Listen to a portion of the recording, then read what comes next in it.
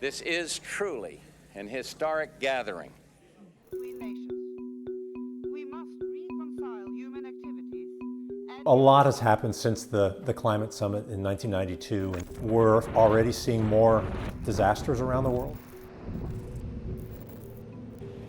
Another thing that's changed since Rio in 1992 is that greenhouse gas concentrations have continued to rise, of course.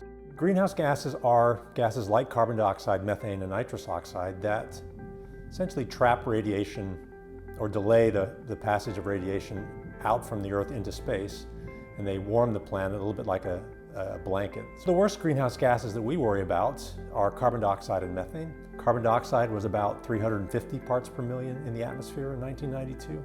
And this year we're likely to reach about 415 parts per million. So these are concentrations the Earth hasn't seen for millions of years. Methane, unfortunately, even though it's a very trace constituent in the atmosphere, it actually, of course, packs a much stronger radiative punch. So methane has a lifetime of maybe a decade in the atmosphere. So from that perspective, yes, we should be looking at methane very, very closely, even though, of course, we can never leave reductions of carbon dioxide off the table. The wheels of industry are turning. A cottage industry operated by Mr.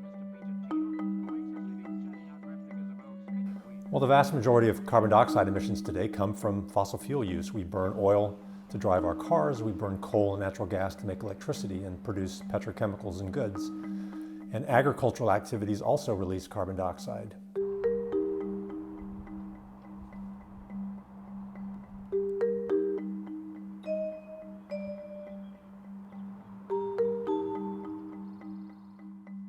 So to reduce greenhouse gas emissions, the first thing we need to do is simply use fewer fossil fuels. On top of that, we need to promote energy efficiency. And after that, we can go to more sort of advanced or science fiction-like technologies, carbon capture and storage, or even pulling greenhouse gases from the atmosphere. The solutions to climate change are all around us. They're at our fingertips. They are being deployed at scale around the world. It's just not fast enough.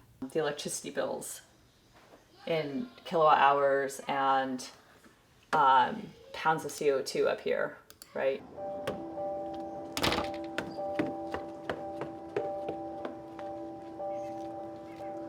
I've been on the job of reducing my carbon footprint since 2017 in earnest. Thinking about, things like composting, that's become a daily practice in my family.